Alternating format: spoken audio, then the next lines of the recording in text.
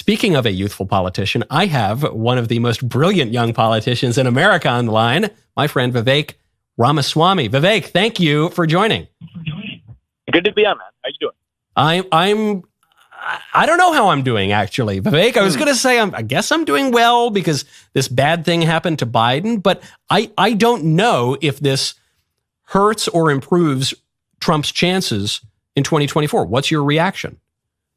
Yeah, well, look, my reaction is, first of all, just follow the incentives.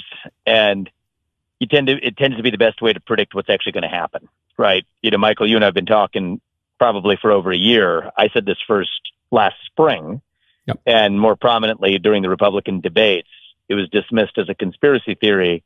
Now it's played out as reality. Yeah. And so I'll stick to the same pattern of, and all the way down to even my concerns about a system that was going to have a non-tolerating response to Trump being the nominee, although I think divine providence found its way to guide ourselves to the right outcome. So let's use the same sort of lens now. What are the incentives going forward? Their incentives are to win, but it's not an individual, right? If you understand that, if you think it's an individual that we're up against, you're missing the point. Yeah. We're up against a machine. So I think it would be a mistake for Republicans to sort of train our critical fire of criticism on Kamala now. No, I don't think that's the right way to go because she too is a puppet of the same machine. Biden has cognitive deficits. So does she. In both cases, their cognitive deficits are not a bug. They're a feature. And I think what we have to understand is that we're up against that machine. We're running against a system. Our only way to insulate ourselves against that is to actually call out that fact, say who we are and what we actually stand for. And I think a lot of Democrats and a lot of independents now realize they've been lied to about probably the single most important of the so-called conspiracy theories turned reality in the last several years. I mean, we got the Hunter Biden laptop, you got the Russia collusion hoax, you got the origin of COVID. Those are big ones, right? But this might be the one that goes down in the history books as the one that's most lasting, is a machine lying about the capability of the U.S. commander-in-chief to actually serve as the commander-in-chief. Biden is not the current president of the United States in any functional sense, and they've lied about it.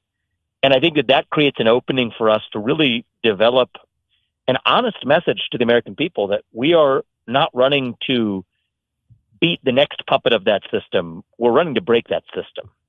And I think it's a powerful reality. I noticed, Vivek, in Milwaukee, I was unfortunately only there very briefly because I didn't want my wife to murder me upon my return with our little newborn and the other toddlers. But I was there long enough to catch how extremely well you were received. When you showed up to the RNC, the crowd went wild. They were very excited about the vision that you're presenting. And so obviously you've endorsed and supported President Trump, and you're part of the team and an important player on the team. So if you were advising the Trump campaign right now, how do you tell them to react to this news, and what specifically do you go after if tomorrow Kamala Harris became the official nominee?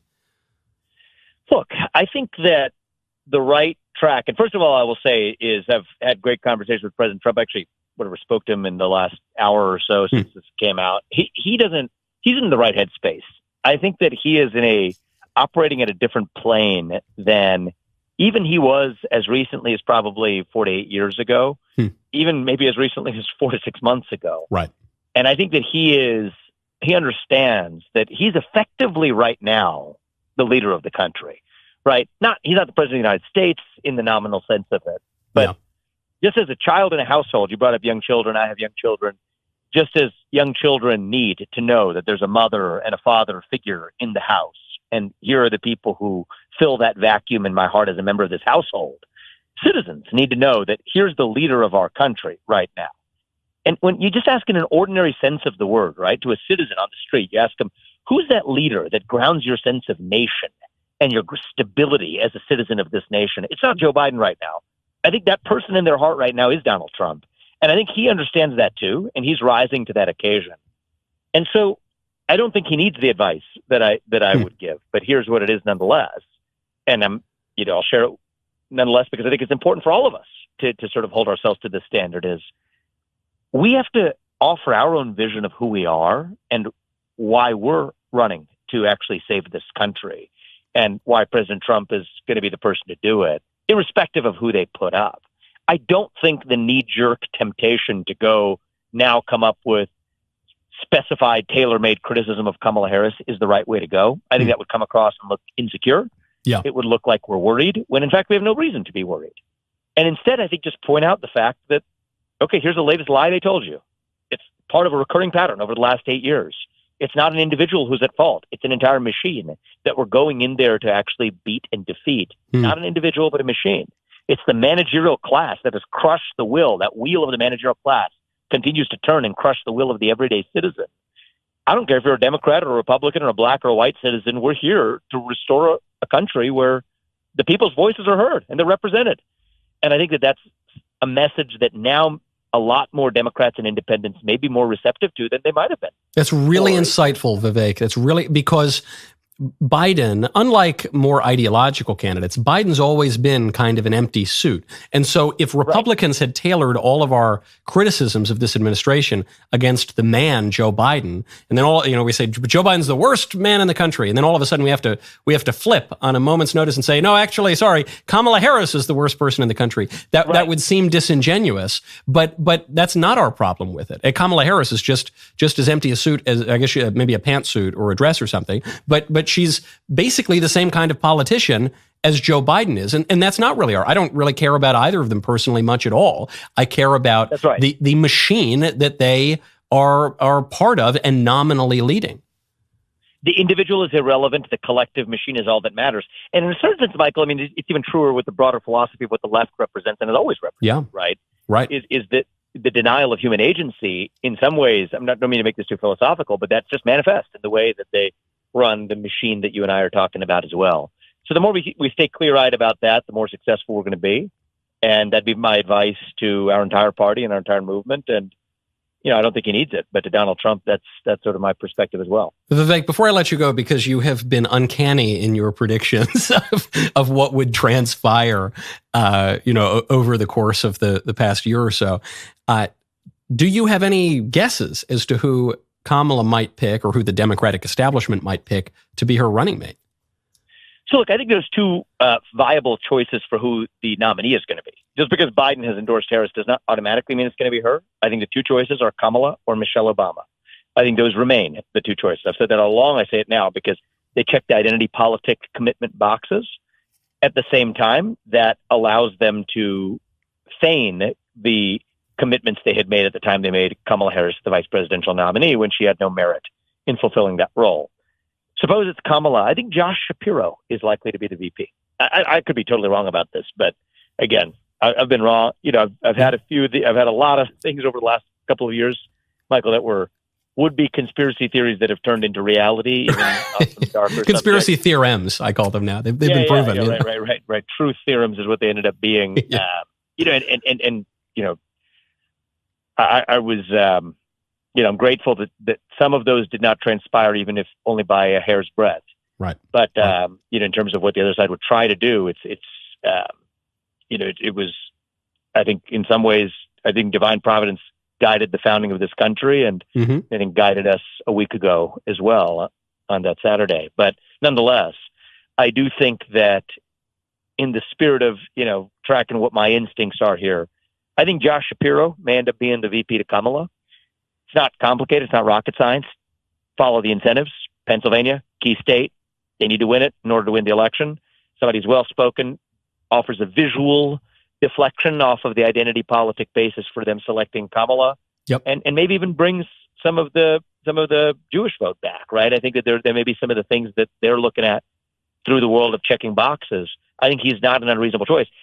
He actually talks a good game. The reality is he, unfortunately, doesn't live up to it. He says the right things about school choice, but push comes to shove, doesn't actually implement it in Pennsylvania. But people just remember the things he said, right? And that's the way our world works. So I think if it's Kamala, I think there's a good chance Josh Shapiro is the VP. If it's Michelle Obama, I don't think who the VP is matters. But I do think that those are the viable paths that I see going forward. Just in case anyone thinks that Vivek is exaggerating here about his prescience, we have it. Here he is during the presidential debate predicting that this very thing would occur. I also want to close with one message to the Democrat Party. end this farce that Joe Biden is going to be your nominee.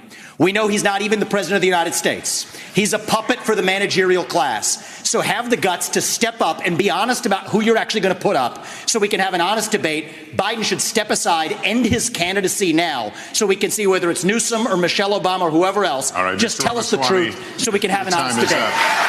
Vivek, I love it. All right, that's enough. That's enough of the truth. Get that out of here.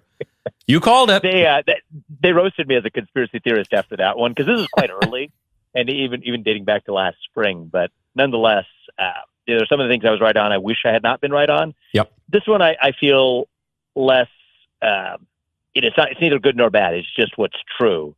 Is forget less about the individual. The other side does not see the world in terms of individual agency anyway. Mm-hmm. They believe in a collective machine. That's what we're up against, and that's what we're going to defeat.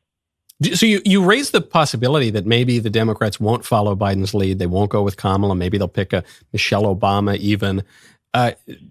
Would you bet on some kind of convention fight? Can I just stop you on the follow Biden's lead? Like that, even the notion that it is Biden's lead or has ever been Biden's lead at all, I think just mistakes the essence of what's happening, right?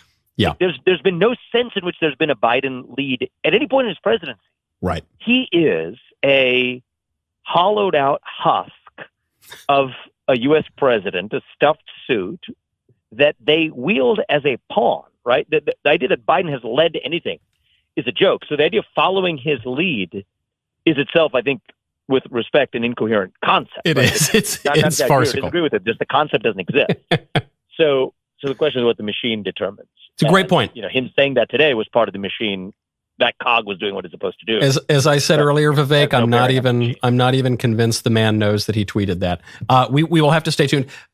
Thank you very much for taking time out of your Sunday when Biden decided to screw up all of our Sunday afternoons. But thank you for coming on. And Take care. We'll have to have you back soon so that we can figure out what's going to happen in the next 3 to 6 months. We got to keep. I don't know how to make. My only advice. It's actually very simple. Follow the incentives, add them up, and the future actually becomes relatively clear. It's often far simpler than it is complicated. Just follow the incentives and see where that takes you. That is too commonsensical. That is spoken like a man who has done well in business. You know, Vivek, that has no place in politics. Okay, no simple incentives. Thank you, sir. Thank you for coming on.